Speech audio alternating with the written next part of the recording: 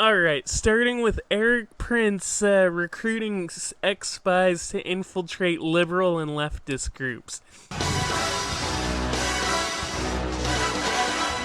That's kind of how it was explained by the New York Times, who reported on this before the coronavirus really started picking up steam, but I'm gonna, read my spiel about it, and you'll see that they weren't really leftist groups. They are more just like Democratic Party affiliates, and a lot of them are pretty regressive, namely Randi Weingarten, who I'll get to that, but I just want to spell out that even if the groups that were targeted aren't ones that I agree with, this type of thing, this story illuminates a lot of what government officials do, or ex-government officials, people with ties to the government, and people who benefit from the capitalist apparatus. So, Erik Prince recruited ex-spies, as I said. Whatever you say. He's the brother of Trump's Secretary of Education, Betsy DeVos. She even smiles just the way you do. Erik Prince was the CEO of Blackwater, the private military company known for massacring Iraqi civilians in Baghdad in 2007. Fucking assholes! Erik Prince has recruited American and British spies to integrate into groups and obtained footage for the right-wing propaganda group called Project Veritas. You suck! You're a no-talent piece of shit! The most recent times I've heard about Project Veritas is they reported on that they released that video of a news anchor for NBC News saying she had the Jeffrey Epstein story, and NBC would not let her report on it. Another video they released recently was some guy who worked for Bernie Sanders using, I would describe it as joking left-wing rhetoric that is, more left-wing than Bernie Sanders, more openly socialistic, and also kind of being antagonistic. So that was used to smear the Bernie Sanders campaign, but it didn't really work. I eat extra shop. That's what I eat.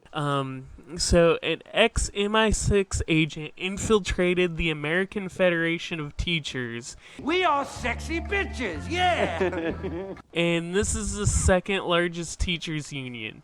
And, as I mentioned earlier, Randi Weingarten is the leader of the American Federation of Teachers, and she's a Clinton superdelegate. Now, I only really know of her before this because she said she would, quote, go after the National Nurses Union, which was revealed by the Podesta email links. The American people are sick and tired of hearing about your damn email. She told Hillary Clinton's campaign that she would go after them because they endorsed Bernie Sanders in 2016. Hating poor Americans, making fun of Bernie Sanders supporters as basement dwellers who you helped put in the basement.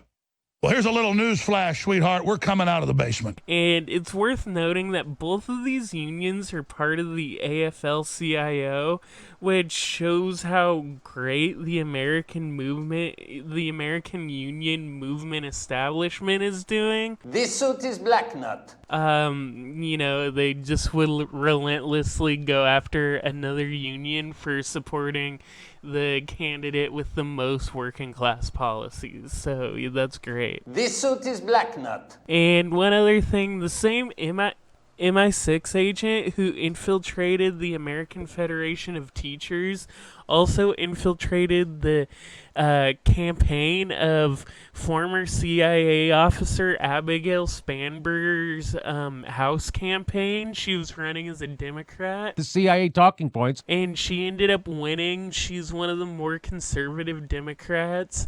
Democrats have done nothing. And I remember New York Times kind of pushing her and some similar, spook type CIA and intelligence types who are centrist Democrats, implying they're the centrist squad. But I mean, New York Times has high enough standards that they're not just going to call them the centrist squad.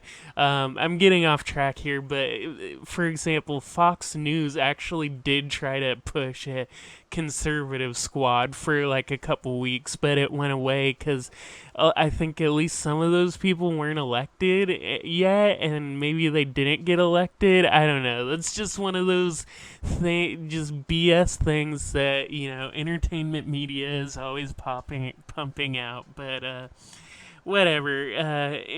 Whatever you say. So yeah, this guy, part of what makes it really irritating to me is he's not even an American spy, he's a British one, so whatever.